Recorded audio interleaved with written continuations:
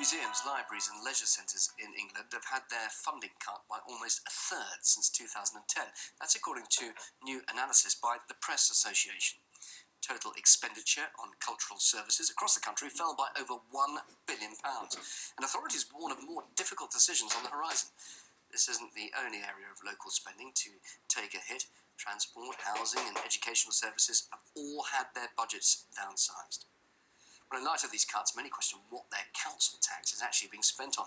Well, around 63% of local councils are stuck with making repayments on expensive loans which were taken out shortly after the recession. RTUK's Laura Smith has more. Do you ever wonder where your council tax is going? Chances are it's being spent repaying interest on cripplingly expensive loans your local authority took out.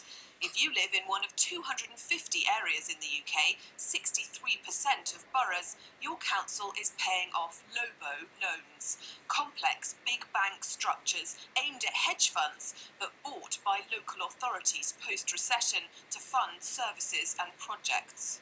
LOBO stands for Lender Option, Borrower Option. The lenders, big banks, their options are many. They can raise the interest rate and call the loan in at will. The borrowers, though, in this case, councils, their options are few. They can agree to pay the higher rate or break the contract and pay punitive early repayment fees. Some of these loans they've been taken out from banks have interest rates of 11%. These loans present much more risky borrowing and much more expensive borrowing than the councils could get if they borrow from central government instead. When interest rates go up, the bank calls in the loan, forcing the council to refinance it more expensively. If they go down, as they have, the council is stuck paying a higher rate. It doesn't sound like a good deal, except for the big banks. London Borough's own accounts show the staggering amounts of taxpayer money they're shelling out just on interest payments for these loans. Most of the top five are paying almost half the money they take in from council tax, right up to Newham at an astonishing 80%. During his time at Barclays Capital, Rob Carver priced LOBOs to sell to local councils. He felt it was unethical and turned whistleblower.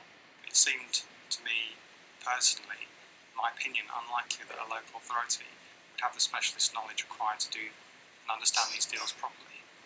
And the second thing that was unusual about them was that they were very profitable for the bank.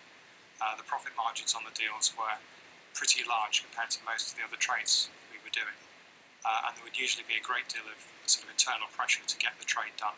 The councils were seduced by a fractionally lower initial interest rate than they could have got elsewhere, but the loans are fixed, with terms of 40 to 70 years.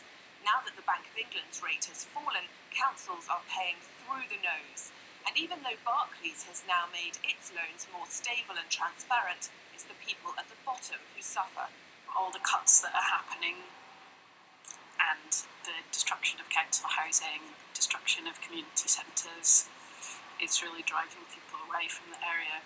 The council made a big fuss about how it had to find £50 million worth of cuts.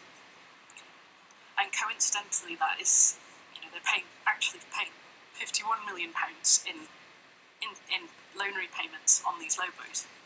Rachel Collinson lives in Newham, which has loans worth around £1 billion. She sees the crippling effect of the repayments firsthand. Pure anger.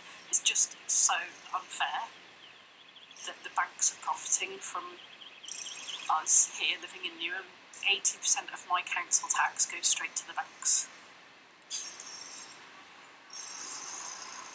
I just can't express how cross that makes me feel when that money could be going to clean up our streets, it could mend potholes, it could house the homeless. RTUK repeatedly asked the council to respond to these allegations, but they refused. Newham residents have set up a petition online to urge the council to take the banks to court for mis-selling. They can't do it themselves because although it's their money being used to repay the loans, they're not party to the contract. The council isn't keen because residents say it would involve admitting they've made a mistake. So locals are stuck repaying the loans, some for up to 60 years. And if the interest rate rises, they'll be required to find even more money. Laura Smith, UK.